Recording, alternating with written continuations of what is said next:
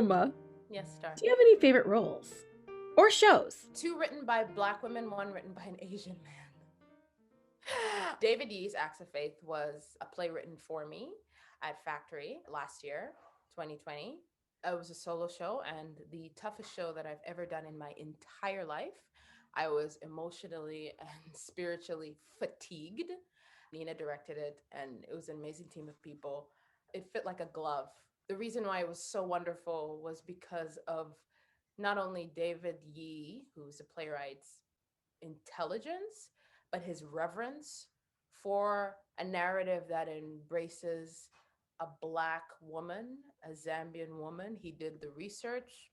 I had no labor. He did it all and he presented it in front of me, and it was set in my hometown, and he did not know that was my hometown. And yeah, and I was just like, it was just magic. It was magic.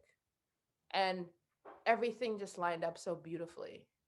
And I remember the journey getting off book. I had 3 weeks to get off book for that play, and it literally almost killed me. And it was like the last preview before the reviewers came. And I was standing behind the stage, and I was still calling for like maybe 3 or 4 lines.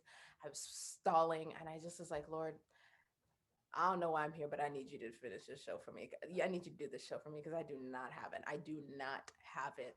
And no one had seen it yet. Like all the pieces, when all the pieces are coming together, light and sound, they're good. Set's good. Nina's feeling good about all the notes she's given. Everyone, the play's not doing any more rewrites. Everyone's just waiting on you. And I was like, I'm waiting on me too, y'all. Waiting on it. And it was one of the most magical experiences. None of the other shows were like it. It was like theater magic. It was like the magic of storytelling.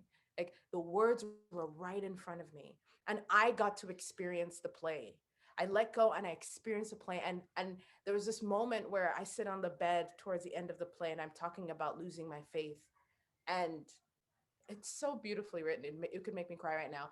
And I just like, I lost it in a way where I was really trying to keep myself together because I was hearing everything and I was thinking about everything. And afterwards, everybody was like, what the hell? Like, people were like, you were possessed. And I was like, something happened. I went off. I was like, something happened, y'all. Is that a show? I felt like something happened. And people were like, something happened. And it was just, it's one of my ultimate favorite theater experiences and also the most terrifying. I also saw you in that, and I was blown away by a number of things. First and foremost, I was blown away because you were so beautiful to watch in that medium. And what we're talking about is this is one of the first shows, I would say, that got produced live theater, but shown streamed live theater. Yeah. So it was live streamed live theater. Live streamed live theater. You guys know what I'm talking about. Girl, y'all know what you're talking about. Anyways, and you were beautiful to watch. The way it was directed, as in not Nina's direction about you, but the way that they use the cameras, the way that they use the lighting, the way that all of that, like I was blown away. I think it's the most successful thing that I've seen since we've been inside the prisons. Inside. Get out. And so I was blown away by the whole thing, and it gave me a kind of hope in what theater can be during this time that I had not had yet. Yeah. So I want to congratulate you and Nina and the entire creative team and crew of that show. It really did give me a hope that I had been lacking, that I didn't even know I was lacking.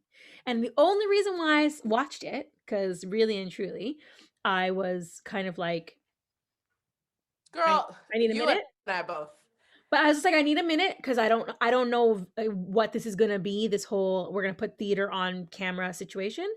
And the only reason why I watched it is because of my girlfriend Keisha T. Frazier. She was like, "Oh, I'm gonna watch Natasha Mumba in this show," and I was like, "Natasha Mumba's in a show." I promise you, I did not have a ticket. Stop. The thing was closed. It was like, we're not taking no more money. There was no money. So we're not taking no more, like, you can't get a ticket for the show. And I was like, and there was some number. And I was like, I don't know, email. I'm so sorry. This is so late. Is it possible to see the John? And they I wrote don't me. know. They wrote me back, and I They got a ticket showed to the it. show. I was like, Wow. this is the last day that I could watch it. I was like, please, I'm good friend Natasha Mumba's. You, Ask her. She know me. She know me. you know Starr. me. That show blew me away. I really was like, Thanks. just so it was so beautifully done, and I didn't know it was written for you. What a blessing that is. Girl, I was sitting Writing here shit being for like, you, who do I think I am? honey. Like You, little I know who Natasha you from my think you is. past. You think Was you is queen of wait, that's what you think. mm-hmm. Yeah, she did. She did think she was keen. Yeah. I mean, the thing about that show is that it had all of me. So there was some reciprocity. Like I'm so grateful for that. But it's like it oh God, it was a humbling experience. I couldn't come out of there with much pride. Bad pride, not good pride. I learned so much about myself as a performer, as a human. And it was really just it feels like a conversation. A good play for me is a good conversation that I have with a piece. And I come out and I learn something and and I really did coming out of that show. That's one of my favorite shows. And Lisa Codrington's Adventures of a Black Girl in Search for God and Jocelyn Bio's Schoolgirls. Those are my top three right now. Guys, I've seen all three of those shows. Oh my gosh, Starr, I'm a what? big fan of Natasha Mumba. Have you ever been asked to do Natasha Mumba, have you ever been Yes, asked to Starr. do something Yes, Starr. Natasha Mumba? Mm. Yes, Starr. Okay, I did. Go, go, go. Natasha Mumba, Yes, Starr. have you ever been asked to do something extraordinary for a role or a part? You can say You no. know what? Oh, I haven't. Oh, she said, oh. I haven't been asked to do anything extraordinary. I don't think. But I think when I had to learn French my last season at Shaw, that almost broke me. But you know what I learned doing that show? I learned that I'm a really hard worker. You know what I mean? Like sometimes you don't go, you're a really hard worker. But I was like, oh, I'm one of those. Like I I did I did not think I was gonna do it, girl. But I had three coaches. I went through I worked on those sounds like I've never worked on anything in my life. And anytime someone was like, oh, you speak French, I was like, thank you. Thank you, everybody. Thank you. That's the hardest challenge that I've ever had was doing Catherine in Henry V. But then I did it and it happened and I was very proud of myself. Yeah. I really enjoyed it. Good. Great. I love the women in Henry V. I love Thank the you. women. Let me clarify. Do I think that had I not known what Henry V was about, that I would have left that show knowing what it was about? Nor. Okay. However, I enjoyed what happened on stage that was called Henry V at the Shaw Festival. Okay, great. Great. What do you think are the struggles, and conversely, what are the amazing things about being an actor of color in Canada? What amazing things about being an actor in Canada. Listen, okay. It's interesting because the more that I think of myself as an artist, I think of myself as a Zambian artist in Canada.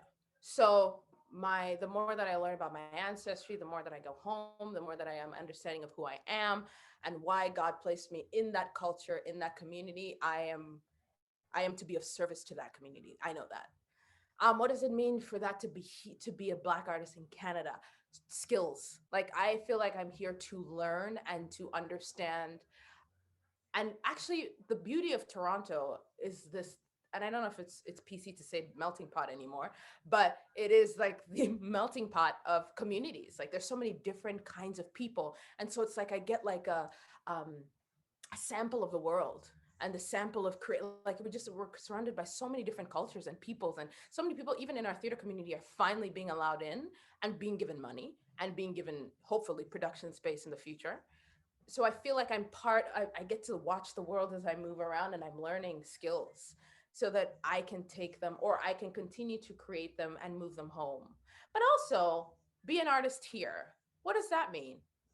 I don't know. I feel like always see my retirement at home. I always see my work kind of at home. But I also know that I'm going to be of service here. I'm still figuring out what that means, but it is a service role. And this country allows me to do what I love and pay my bills doing that, which is what I don't have back home quite yet. So I'm very grateful to Canada for that. I'm very grateful for this land. Yeah, that's kind of my relationship to it as a. Well, speaking of which, newly Canadian citizen. Me? Get Yeah. out of here.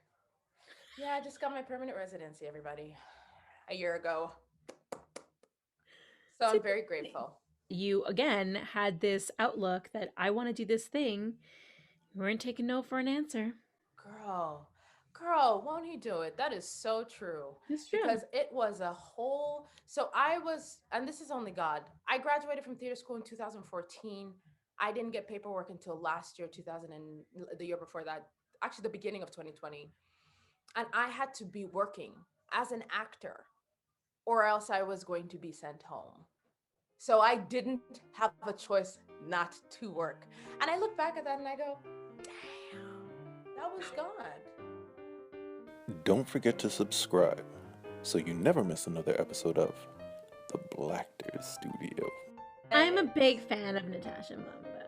Oh my gosh, thank you. This though? This. It's gonna be, watch, it's gonna be in the magazine soon. It already is. It's in the magazines. I started it. Oh, do you want to know? When you were 9. Yeah, when I was in grade 9. No, just 9 years old. Oh, back when I was 9. When I was like running the school. Correct. Before my mom kicked me out, I was like in a couple magazines, so doing this. I need to find you a little picture of little Natasha. She has her little hip sticking out, being like this. Like, oh my God, listen, no one had, like, you couldn't handle her. I couldn't handle her right now.